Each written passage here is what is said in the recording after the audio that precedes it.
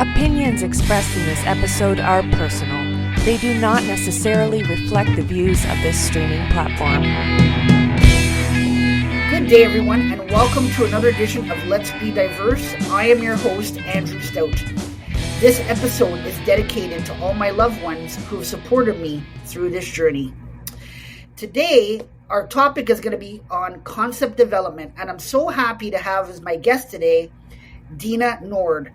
Since 2014, Dena has been a managing partner and creative director of Advent Creative, a branding and design studio located in Milwaukee, Wisconsin. Dena was born and raised outside of Chicago, Illinois. She received her BFA from the University of Wisconsin-Milwaukee in 2009, where she focused on both design and painting. She is still an active painter, and you can see her work around Milwaukee in murals and public art. In 2019, Dena co-founded Rev Collective with Kate Potziak and Angela Demiani. Rev Collective focuses on connecting women and non-binary individuals to help them find a safe space to be vulnerable in their professional lives and share resources to strengthen their companies. She is also a wife and a mom of 2 young boys. Dena is a truly unique and valued individual, and we are so lucky to have her on today to join us. Welcome to the show, Dena. Thank you very much for taking the time to join us today. Good morning. Thanks for having me. You're very, very welcome. It's so nice to have you on here today. How are things with you? What's new? What's going on in your world? What's happening? Things are good. It's kind of like peaking, looking like there might be some sun today, and it's been a hair warmer here and there. So I'm kind of like getting excited to maybe be at the tail end of winter. Yeah, things are going well. I'm looking forward to 2024. Yes, actually, I was just saying to somebody yesterday that 2024 is just, I don't know, it's just flying by. Like, I can't believe that we're going to be like, we're just sailing through it. So I just can't believe how fast it's going. I guess as we, go on in our years, and time just goes by so fast. So it's just amazing to me how fast it's going. Absolutely. So before we begin, I always have a fun question to ask my guests to get things going. Are you ready for yours, Dena? Yes. Let's see. Oh. Maybe I'm not. We'll find out. So my question to you is, which decade do you love and connect with the most, and why? The 80s, Whoa. 90s, 2000s, or today? 80s, 90s, 2000s, or today. Wow, Andrew. Love the vibe on that. It's interesting. I feel like I'm one of those people. I don't know. I don't think this is what everybody does, but I think that I've been like 5 different people in my life. So it's like you asking me that question makes me think of all the different people I've been. Like, I feel like I, obviously was like a child. I went through a child phase, but I feel like then I went through like a country phase. Then I went through like a super hippie phase. Then I went through like I'm an artist, super abstract phase. So each one of those decades kind of pertains to that. I don't know. I am going to say, I think the 90s, I truly enjoyed the time before social media. And, obviously like the internet, love it. But the time before everyone was on their phones and smartphones and social media, I'm so lucky that I was like literally, I think the last generation that got to grow up like with an adolescence that went through, some of the hard times without social media. And I'm so happy for that. So I will say that was a great time for me. And I'm like that culture. Like, I'm like, let's get the Lisa Frank and the big, bold colors and like the 90s boy bands, like at their era. Like, I'm here for that as well. I do like the 90s as well, too. And the boy bands, I agree with you, were huge back in the day. There were so many of them. You just wondered, like, okay, here's another one. And then they just became popular. And then another one came. You're like, oh, boy, they're trying to be like this band. And they became popular. So yeah, I definitely agree with you. It brings back, when I thought of this question, too, it kind of brought back memories of myself as well. of thinking back of how things were for me in the 80s, how things were for me from 90s and 2000s. So it was an interesting question. So I saw it. I'm like, this is going to be a fun one. I think in like I'll use it. 90s design like made a reoccurrence last year. I feel like it was like trending again, maybe a Yes. little bit now to be like that 90s trend. It's interesting. I agree with you 100%. Well, great answer. I love your answer, especially not knowing what it was beforehand. I'm super impressed with how you handled that. So great job, and thanks for having fun with me here. Why don't we start off or get this thing going here with you telling us a little bit about you, your story, and of course your why. Sure. Yeah, like you said, I was born and raised outside of Chicago, and I really wanted to go to school in Chicago, but I was the first person in my direct family to go to college, and, it was super expensive. So my mom actually found UWM in Milwaukee, and I wanted to go to a school that was kind of like in a city, but still had a great design and art program. I came up to Milwaukee, fell in love with the city, fell in love with design and their art program and painting, and then ended up staying in Milwaukee. It's just such a great, small, big city. People around here call it like small walkie. Everybody like lifts everybody up. I've never seen so many like resource sharing. Some other cities I feel like are competitive, and Milwaukee just, if somebody doesn't work for me, I'm like, here, use this resource. So I love it here. So I did a couple of regular jobs in the design community. I did some in-house jobs, and then I ended up working for the Kohler Company. They have some huge offices here. And then I worked for the Milwaukee Art Museum for a number of years. I loved it there. That was like essentially my dream job. I worked there for 3 years, and then I just kind of started getting this itch. I felt like having a family was possibly in my future, and I just felt like I wanted to maybe possibly see what running my own business would be like. And I kind of am I like to act like I'm like super chill and I'll fly by the seat of my pants, but really, I really do like to plan. And I was like, if I'm ever going to run my own business, I probably should before we even start thinking about having a family or settling down. And then I was also always painting. I was like teaching painting at the time, and the world just kind of showed me an opportunity. I sold a ton of paintings, more than I'd ever sold. I sold like a collection of paintings to a office, and then someone offered me like 6 months of freelance work. So I quit my job. I bought a house. I got a dog. I got a tattoo, and I got engaged in like 5 months. I just kind of went crazy. But I've been doing that ever since. And so a friend approached me at the time, right around the time that I was thinking about leaving, and they were freelancing, and they kind of liked my style and what I was doing. And we decided to come together. We formed Oddbont Creative. The name comes from, we wanted to be odd and avant-garde. We were just a couple of goofballs, and we knew that was going to be part of the package of what you were buying into at our company. But that's what makes it fun. And we also wanted to use cutting edge ways to do design and branding. We wanted to go down the augmented reality path for a long time. Long story short, it didn't work out. But we're both moms now, and what keeps us going is what I'm really trying to build, is show my immediate family, my boys, that you can curate your own life essentially.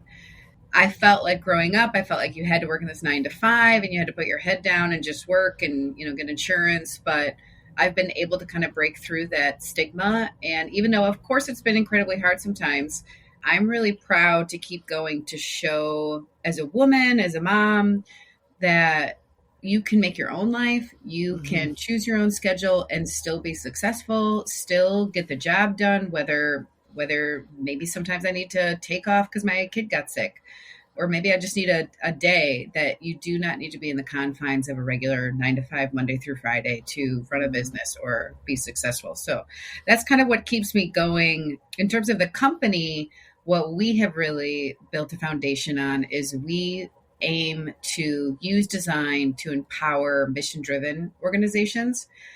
We kind of used to do all types of design and all types of audiences, but now, especially my business partners from a nonprofit as well. Now we're really focused on if we're going to run this business, if we're going to do design, it's almost like we're going to use our powers for good type of a thing. Where we don't want, one of our things we like to say is like we don't want any organization that's making change in a community to be embarrassed by their business card or their logo. That's what we want to solve is organizations. And it doesn't have to be just nonprofits. We work with a ton of nonprofits, but anybody that's really making a positive change in a community, how can we unlock them through design and messaging and strategy? How can we get them to the next level to be making even more change in their community? Well, there's so much stuff to pack in there. First off, I love the story, love love where you came from, love the ideas, love the thought process of where you came from, what you were thinking of doing. One thing that caught my attention was when you said that you want your boys and your family to realize that you can curate your own life. That really hit me. I feel like that's super important. And the reason why is because in the stuff that I do, leadership, career development, there's a lot of people out there right now who don't think that they can for whatever particular reason, whether they don't feel like they have the schooling or they don't feel like they have the job skills or what have you. And I continuously tell them that you do.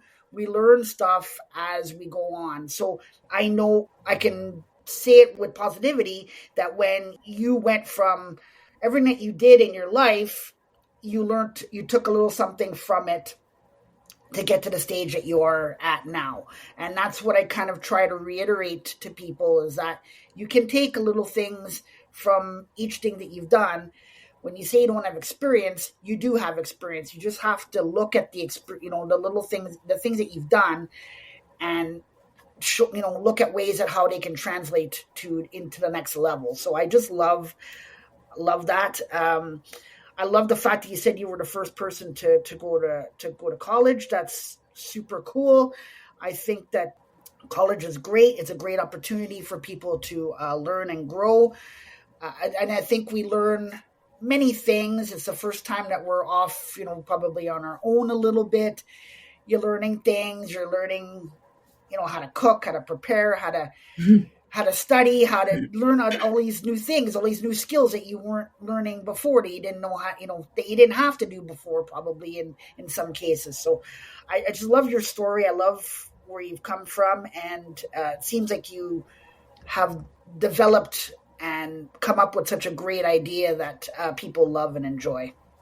Thanks. Yeah, it's, if you would have asked me in year 2 of running my business, I'm sure I would not have sounded as confident at all. But, it's important, I think, especially like women, there's like a statistic that like women don't apply for a job unless they think they're like 90% qualified. But like men, it's like 60. No offense, Andrew. But I think it's important to me too, to be like a woman entrepreneur. That's why, we also started like Rev Collective, though it only ran for 3 years. That was another company that was like really focused on like women empowerment and accountability, just because I think one of the main things that allowed me to do what I've done is the support network I've had. I would not have been able to do it without a super supportive family and husband and friend group.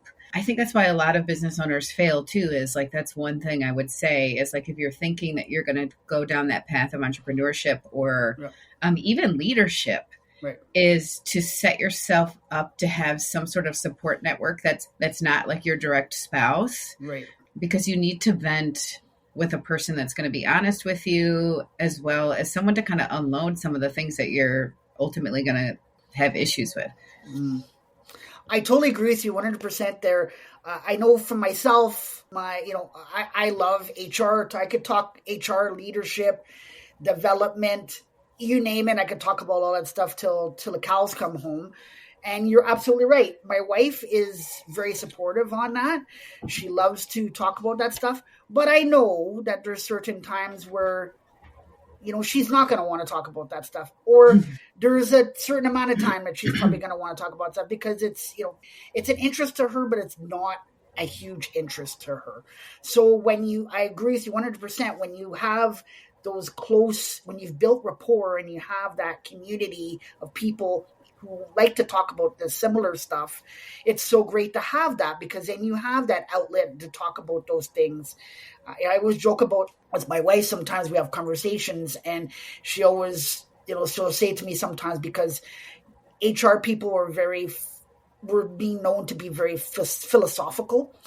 We look at things different. We look at things differently. So when we're having a conversation, I'm very philosophical. I'm always like that. I'm always thinking like that. And sometimes she'll say, Andrew, don't HR me right now. And, and it's, she's mad, but it's just because that's just how I'm thinking. And I always think like that. That's just from my studies. I always think like that. And I just think that there's always, in every scenario, you can use those philosophical thinking and thoughts each time. So what you said resonated with me there, that, we can't always talk about those things with our significant others. So yes, it's very important to have that, to have that outlet for sure. So explain to us what concept development is. So concept development, I think, can mean a lot of different things to a lot of different people, depending on what type of company that you run. But like more broadly for us, especially in the design world, but more broadly, it's a process, right? It's a journey. It's where you generate a lot of ideas, you evaluate them, you get feedback on them, you refine, and you narrow down to what your final idea is. It's strategic, but it's also, especially in our background of design and branding, it's really imaginative. We like to cast like a very wide net and then narrow down. I think before, like earlier on in my career, it would be more, it's different than what it looks like now, but in our design agency, it's a lot of research and talking with a client and getting a lot of questions asked, and then figuring out what that might look like. Kind of like, what do you do best? Why should we care? Making very like deliberate questions that allow us to create a lot of ideas. So in terms of like concepts, it could be, a lot of times it's, what we do is messaging, it's mission, vision statements, and then it's ultimately identity design. Like, what is your logo? So for us, it is, again, it's casting a big net of research, concepting all these imaginative ideas of what all of that research could look like. That's one of my favorite parts, is as a creative and as a creative director and running a design agency, we're the ones that can like problem solve in such unique ways of like, here's all this research and data. What does that actually look like? And then for us, it's a lot about getting feedback on that. What is that? This is what we're understanding. Is this what you're understanding? Are we on the same page? And building time for that. And then what's hard about that is listening to that feedback and then trying to figure out what to do with that. It's about who you're supposed to listen to, about what they're saying. What is our stance? What do we know to believe is right? What do they think is right? Who is actually right in the end? So it's such a journey. Sometimes it's quicker than others. Concept development can be super, super long if there's a lot of stakeholders involved. Especially with nonprofits, that process is probably going to be a lot longer because we're working with a board, we're working with community. We actually might be going into the community and doing some focus groups and some facilitation, talking to them, showing them what we're thinking about. But if I'm working with a solopreneur, single business owner, it's going to be a lot shorter. And that process is probably not going to need so much heavy lifting. It's probably going to be like, this is what we're thinking. Yes or no, we're moving on. So it's not a cookie cutter process. It's the overall idea of concept development in itself is generating ideas and refining them and getting feedback and responses. But for us, the actual steps of the process can change. There's so many things that you said there that I love. So first off, I love the fact that you're saying questions. So I'm guessing that you would have to ask, figuring out what the right questions are so that you can communicate and figure out exactly what that person is trying to get, or what they're Huge. trying to get out of there. I think that's super important. And I'm going to say feedback too. I love when you mention feedback, because I feel like when we're getting feedback, we have, like, got my certificates in HR and diversity inclusion. We get feedback sometimes, and there's some people who get feedback and they're like, well, I don't know what you're, you don't know what you're talking about. I think I'm right. And I feel like when we get to a point where we no longer want to take feedback, because I think feedback is not necessarily negative. Feedback helps us grow.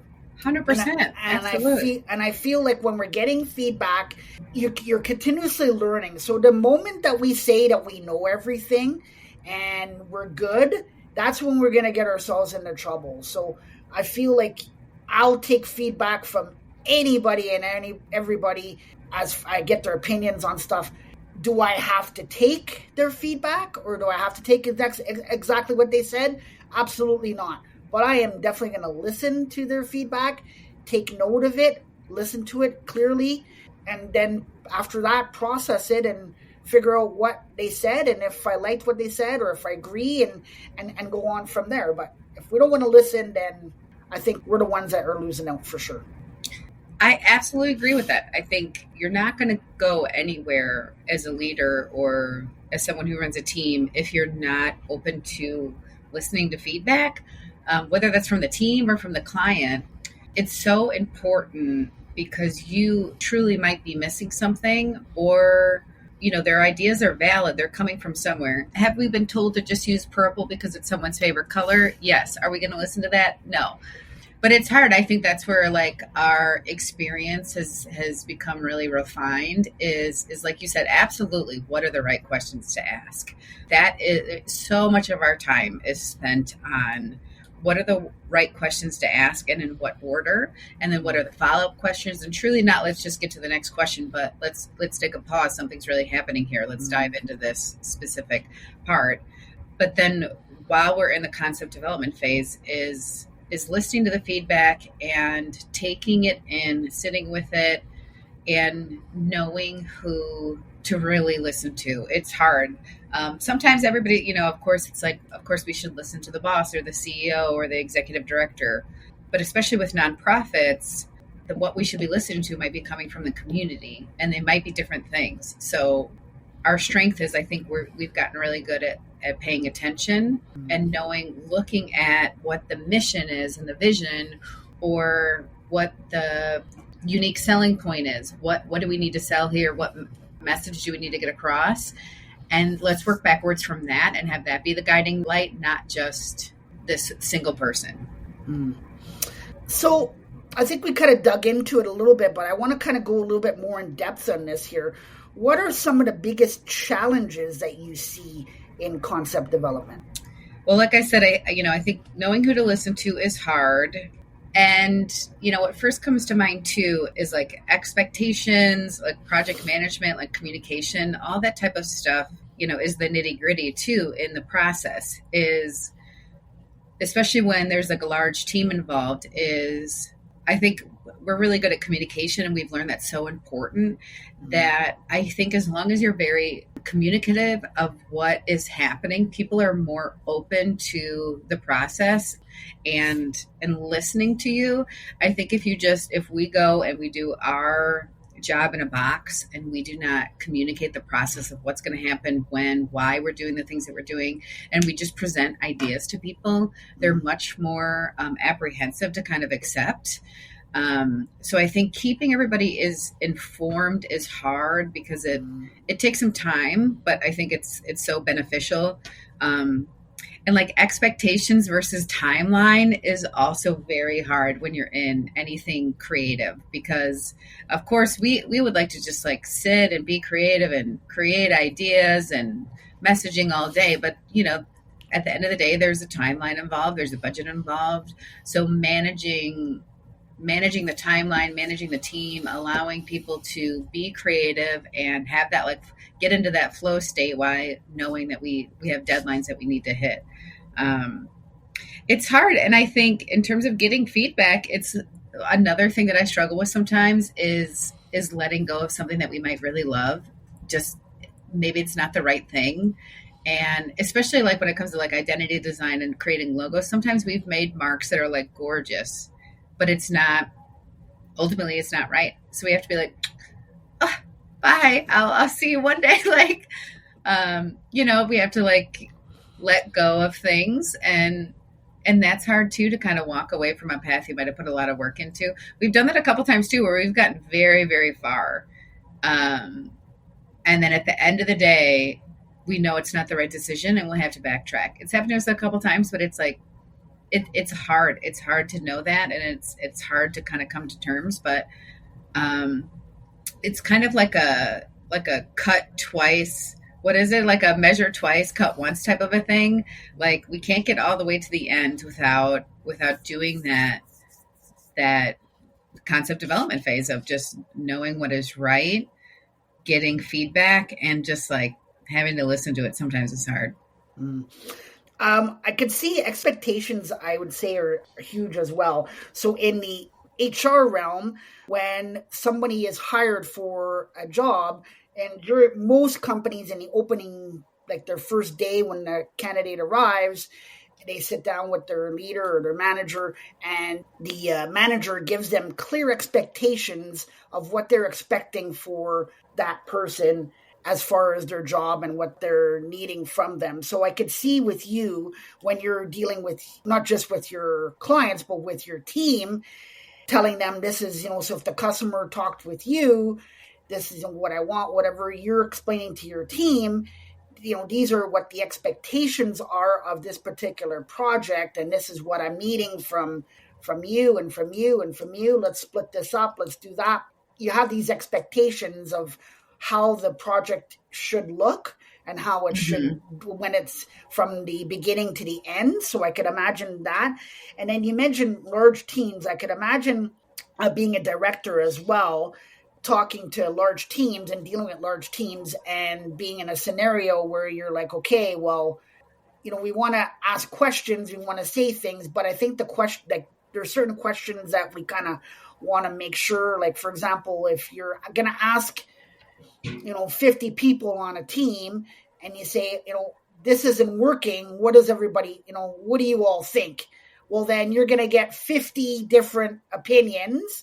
So we have to phrase that question in a way that that you're not getting 50 opinions, you're getting one or two opinions, or putting them in a group and coming up with ideas and stuff like that. But like I said, when you're getting 50 ideas, I mean, if forget it, like it's not gonna be productive. Yeah. That's for sure. Yeah, we have today's Saturday for us, and on Monday we're doing a workshop. It's a beginning the process with a new client, and in that workshop there's going to be 15 people. So again, it's in the beginning of the process, but we'll have to really manage that as we go through. It's like a 3 or 4 hour workshop. So kind of managing a group like that sometimes is hard. I think people just love, sometimes in jobs, people are so stuck on what they have to do regularly, part of their regular jobs. Because when we come in, people are like, oh, I get to like imagine and have fun. And I haven't been asked about this in so long. What is my mission? What is my vision for the company? Like people get so excited to be able to spend time on that it's hard too. It's hard to cut people off and say, okay, let's move on to the next question. But it's exciting to like inspire people. I feel like that's part of our job, and part of our process is inspiring them on what they could really be doing and what really does make them unique and what's exciting about that. It gives people a lot of like hope, kind of pull that out for them and put that on a platter and say, no, truly, you are really doing great at X, Y, and Z. Look at this. So it's exciting. It must be, for sure. So in your thoughts or your opinions, what does the future look like for concept development? Could you take a guess at what I'm going to say? I feel like, does everybody say, I'm definitely going to I feel like it's going to be what I feel like everybody's been talking about lately, but I really think it's going to be, in AI. Yeah. It's bananas what's going on with that, especially like in my industry. We were kind of timid to use it at first, I think, especially because, as like creatives, we're like, we make everything by hand. We're so unique and custom, everything that we do. But now that it's kind of been around for a little while, we have definitely been using it and playing with it. And we've been using it kind of in a couple ways, like in messaging and like target audiences and in that part of what we do. It's very nice to kind of have another sounding board. Hesitant to say person, but it's really nice to have a sounding board where we can put in some of the findings that we have from some of those early parts of concept development and say, like, here's the audiences, here's the mission, here's the why, here's the industry. What do you think would be a good tagline? And sometimes they're garbage and sometimes they're nice, but it just helps for us. It helps get to idea generation a little bit quicker.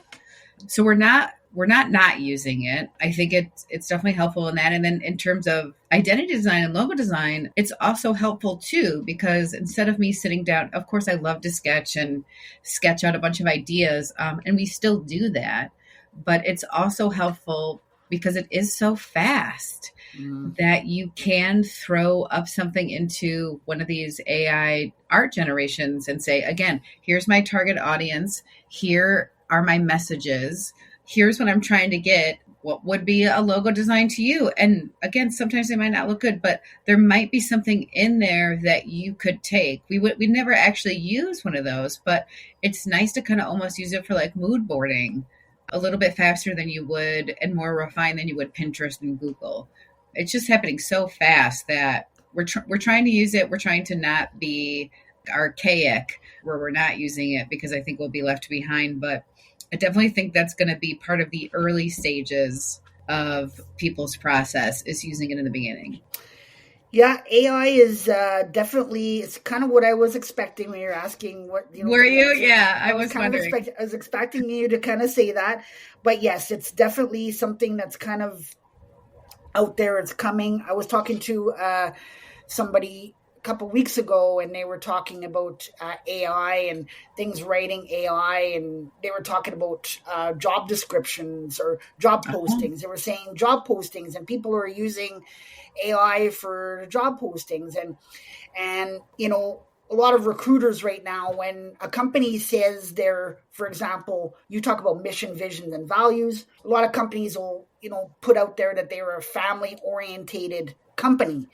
So yeah, you're okay, but I feel like companies should kind of start to step away from the family orientated aspect, because a lot of people have family members that they don't communicate with or they don't talk to, right? So when you say you're family orientated, it's not necessarily a good thing, right? People want to hear like, we believe in, I'm not a big fan of the word toxic, but I like, saying like, if you were to say like, we have a safe work environment. We believe in people coming in and, it being safe for them during their shifts. So stuff like that is what people want to hear. And you mentioned mission, vision, and values. Absolutely. I'm sure you deal with a lot of companies who want to put that stuff on there. I feel it's great. I feel like there was a time where it was missing, and I'm sure you saw this in the early stages. It was missing from people's websites, and that people were like, okay, you need to have mission, vision, values. So people are putting them on there. But then, now I'm finding that, when you ask people what's your mission, what's your vision, and your values, they can't really express it. So, if you're going to put it on there, at least be able to talk about it and express it the way that, and to show that you actually believe in what you're writing, because you could write anything, but if you don't believe it, then what's the purpose of putting it on there? I mean, I could go on a whole tangent about that too, because you could just have AI write your mission vision statements, but that is definitely not what we would be doing. And I think, again, going back to the process, we're so collaborative and we're like educational, I would say, that one thing I would say that sets us apart is, and I think what makes any part of the mission vision process important is teaching people why we got here and how. That's part of our goal. And I think it should be part of any leader's goal is to, if you are asked, what is the company's mission? You should be able to speak to that all day. And you should be so excited to tell somebody, be like, oh, let me tell you, we are awesome at this. And this is what we're doing. Yep. And AI is not going to be, if you just get something back from AI, it's not going to get you there, but it might get you maybe some of your target audiences on who you need to speak to. Mm-hmm. Absolutely. And this is something that people are looking at these things. I'm sure you're seeing it in your business and what you do. People are reading these things more and more. So people are looking at websites. People are reading what's in a website. People are learning about companies, not just to work, but also, we could talk about all kinds of stuff, but even when you're talking about buying stocks and putting, you want to know what that company's beliefs in, what they believe, what they trust, what they value. And if you can't, you're absolutely right. If you can't tell me, if I ask you what your values are, if you can't tell me what your values are, then there's, like you said, you have to be excited about it. Yeah. Absolutely. And say, oh my God, yeah. Here's my values. I love, I can talk about this all day, but here they are, right? Type thing. Yeah, let's nerd out about company values, Yeah, absolutely. And be excited about it. And they should be able to hear that, not just in their voice, but if you're sitting across from somebody, you could see that in their face and their smile and their expression and their excitement about it. Like, then okay, I got something here. Like this, this person believes in what they believe. So I think it's super important. So, Dena, what inspires you? Ooh, it's such a big question. I think, it's so many things. I think ultimately I'm inspired by the idea to keep going and where I'm at. I'm inspired to keep going through my life, being able to run my own business and be able to make some more flexible choices because I run my own business. That is inspiring, and both kind of my reason for moving forward. What inspires me overall, though, too, is creative people that are coming up with new ideas that are something that I've never thought about. AI for sure is one of them, but there's so many creative people out there that I follow on social media or just part of my life that just inspire me every day. Sometimes, just through painting, just a beautiful painting or a mural of just like colors or a composition that I've never thought about, all the way to a company who's really maybe living their values. I feel like I try to just keep my inspiration lenses on all the time. You never know, especially being in the creative industry, you never know where it's going to come from. Even my kids, I feel like they are so inspirational in a sense that it's so beautiful to be around children in any aspect, because they're not constrained by anything right now. Their minds are just so open to whatever they want to do or talk about, that I almost want to live vicariously through them. If we want to stop and have a dance party, maybe we should do that. Mm-hmm. Right. So I try to stay open. Yeah, I would say I can't answer that in 2 minutes. It's pretty much everything for me. I love that. I love that you want to keep going and your flexible choices. I just love the fact that you're open, and we talked about expectations and being open and having great conversations and asking questions and stuff. So I see you as somebody like that who loves to to figure out exactly what people are looking for and what they truly need for their business as well, and for you to for your business and what you can offer them. I think it's super, super important for sure. So I wanted to ask you this, though. You mentioned that you're from Chicago, Illinois. So growing up in Chicago, Illinois, what do you think is it about Chicago that helped mold you into the individual that you are today? Oh, so I didn't grow up in Chicago. I grew up about an hour outside. But I think what was great about our little town is that we have a train station. So we could hop on a train and be in Chicago in an hour. And my family was always really open to that. My mom was actually born and raised in Chicago, stayed definitely in the city a good chunk of her life. And I think I've said this before in different parts of my story or my journey, but I was really lucky to have all the way flashing to like high school, I was really lucky to have an art teacher who was super open to be like, let's all hop on the train and go to Chicago. So I think that what that did for me is showed me how much culture is like right there at my doorstep. It's not like I was going there every weekend, but it was really great to grow up knowing this is here. This is the level of art that there is in the world. This is the level of infrastructure. This is the level of diversity. You know, not growing up just like in the suburbs completely in a bubble, being able to be like, oh, these cities exist. Like this is where you could live. This is where some things are really happening. It was really important to me. I always thought I would end up there. I think I just something happened where I fell in love with Milwaukee. I loved the smaller scale of Milwaukee, but I think it was really important. And it's really important to maybe any young person to visit cities, I think, especially on a scale of Chicago, just to be aware of some of the things that happen there. The museums and the culture. I keep repeating myself, but it's a good like reference point to know to come back to be like, if I want to learn and I want to try new things, I could do a lot of them in somewhere like Chicago. It's such a staple of the Midwest. I feel like it makes us feel, you know, Chicago's a huge city, but it's still so Midwestern. Yes, absolutely. It's a big city for sure. So Have you ever been? I have been to Chicago. Yeah, I was there years ago while I was working for a fitness club in sales, and I won a trip there for a fitness conference. So the company paid for me to be there for the week. So they paid the flight, they paid food, they paid the hotel, they paid everything, and the conference. So it was a beautiful city. I loved the culture of it. I loved the different areas. I was lucky enough to go to a jazz bar, a very like not the greatest area of Chicago, but just walking in and just the atmosphere of the bar. And they just basically said to us, like, you know, you're okay in here, but just, you know, if you're gonna leave, don't like go like by yourself, like, you know, go in a group and you'll be okay.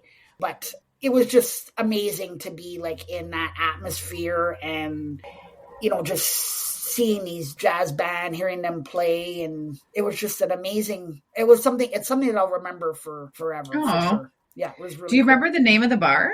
I don't remember. I could not remember it. I just know it was not in the greatest area of Chicago. There was a few things happening as we got in. There was about 20 of us, and the bus kind of pulled up, and there was some stuff happening outside, and they just told us, like, just go like in, like just go in, you'll be okay, you know, once you're inside, but don't stop.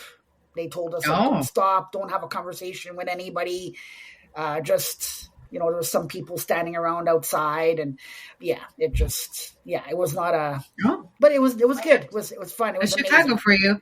Yes, exactly. Any final thoughts on our conversation or on concept development? I think it's a really great topic to talk about. I just think a lot of people probably think that ideas just happen, but I think talking more about the process is almost more important than the final idea sometimes. I would love to like nerd out and hear other people's ideas about this, especially if anybody after listening to this wants to talk to me about their process. I feel like it would be so fun for me to talk about that with other people from different industries. You know, like I said, that is probably more important than the final product is how you get there. You know what? I will definitely put that we're going to put all of your contact information in the show notes there, Dena. So once it's out, and I will definitely put a little note when I post it to reach out to you. And I will actually even put that question out there. What's your thoughts on concept development? Let Dena know, and we'll see. I'd be curious to see how many people answer it and get into the conversation. And if we can bring a conversation to this, that would be super cool for sure. Thanks. I would like to take the time to thank you for coming on today, Dena. I know we talked a bit about having you on, and it was a while, and then it kind of hooked up, and then I just said, you know, hey, are you free this day? And you thankfully said you would come on. I think you are such an adaptable, creative, innovative individual, and I just loved listening to your thoughts and your way of thinking today. It was super fun for me. I always take something away from each episode, and I definitely took a lot of nuggets away from today. So thank you so much for the opportunity to have this conversation with you. Thank you so much. And you know what? I feel exactly how we said maybe I'll feel. I feel super inspired and excited to go on about my day. So thank you. You're very welcome. On behalf of myself and my guest, Dena, I would like to thank you all for listening. And until next time, remember, everybody, that if we all work together, we can accomplish anything.